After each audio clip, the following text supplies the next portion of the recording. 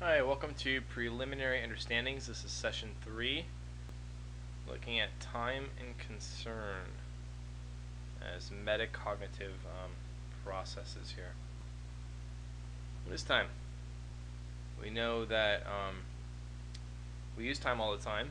It's all the time as an expression or as to get us to our job, to let us know when school begins, to let us know when it's time to go to bed. All these things we look at time. What is it exactly? Or how is time measured if it's kind of a difficult question? The answer is motion over distance.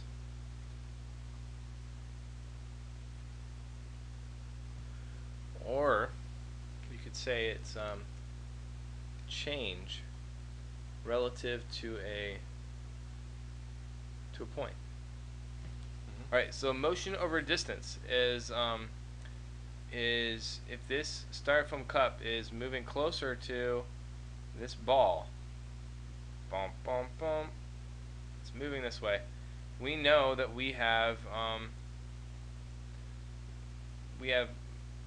change relative to this point. We can say that time is passing because change is happening. If there was no ball,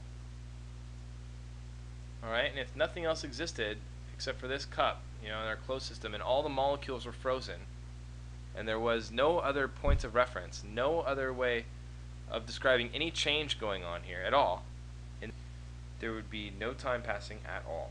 You have to have another point of reference. Let's say, you could say the molecules are bumping against each other, the atoms are bumping against each other, the electrons are moving. Now that's little particles that we're analyzing in this cup that we're observing change in, so that we can say time is passing. We have our consciousness, our thoughts, okay? Consciousness.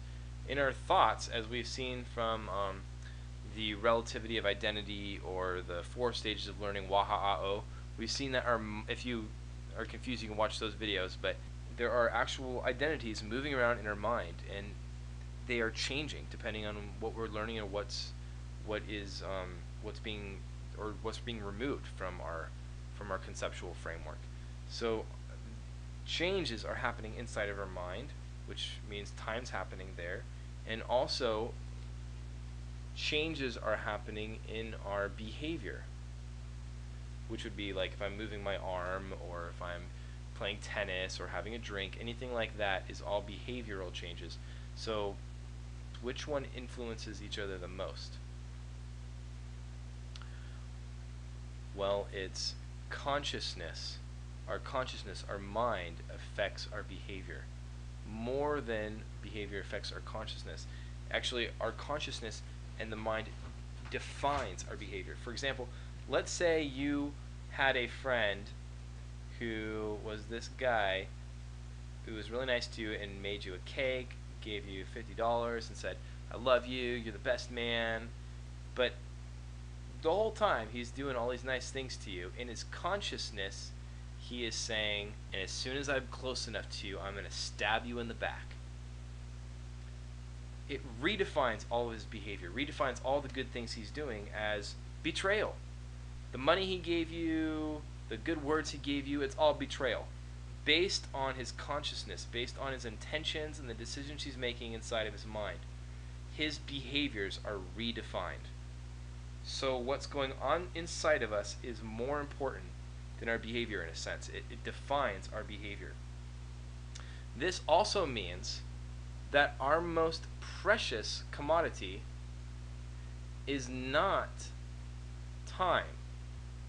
Our most precious commodity, or our most valuable possession, is concern.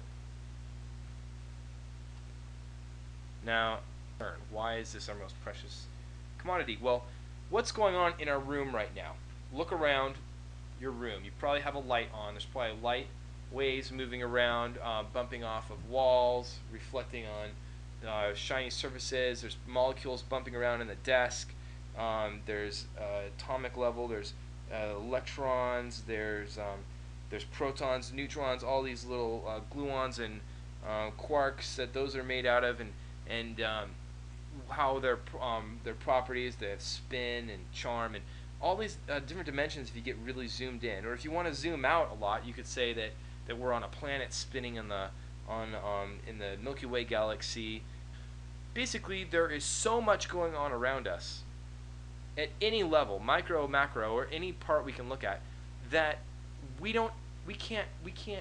It would drive us crazy. All the sounds going on. I hear crickets outside. I hear a fan in the other room. It would drive us crazy if we tried to pay attention to it all at once. And that's how our concern works. We have to block out most of the activity going on around us. And we are limited to just a very narrow amount of attention, which is our concern. This is the narrow amount that we can actually give our thoughts to. Okay. Since our concern is so limited, and since it has such a huge effect on our behavior, it basically defines our behavior, it defines the meaning of our behavior. It is indeed our most precious commodity. In fact, our most limited commodity, because we don't have enough of it to focus on everything going on. We can only pick a very limited amount of all the inputs that are possible for us to select from. Now, if we spend our concern on something that's not very important, we are going to end up with a life that's a waste. Our thoughts actually travel along the path of least resistance. This is our natural tendency. Alright, this is just like if you were to have a mountain here. Okay. And water is to come pouring down the mountain. Water goes down the mountain the path of least resistance. It just starts going down. Move it up a little bit so you can see it better. Alright, the water just goes down the mountain. That's my arrow at the bottom. Now let's say it hits a rock. Oh, I didn't mean to do that. Okay, let's say it hits a rock. What's it going to do? It's going to start to fill up a little bit with water here, and then eventually it's going to run around the rock, because it's going to follow the path of least resistance. It's not going to go over the rock, it's going to go around it. Our thoughts resist rocks. When we come up against something tough, we resist it. We don't want to go through the stages of learning. We don't want to recategorize it. We don't want to have every identity in our mind change. We want to just go along the path of least resistance. It's the natural way our minds work, just like water running down a mountain.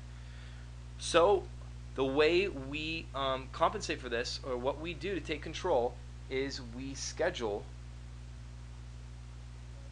our attention along with our activities. We budget our time. Budget our time. This is in thought and in behavior. We budget our time, thought, and behavior.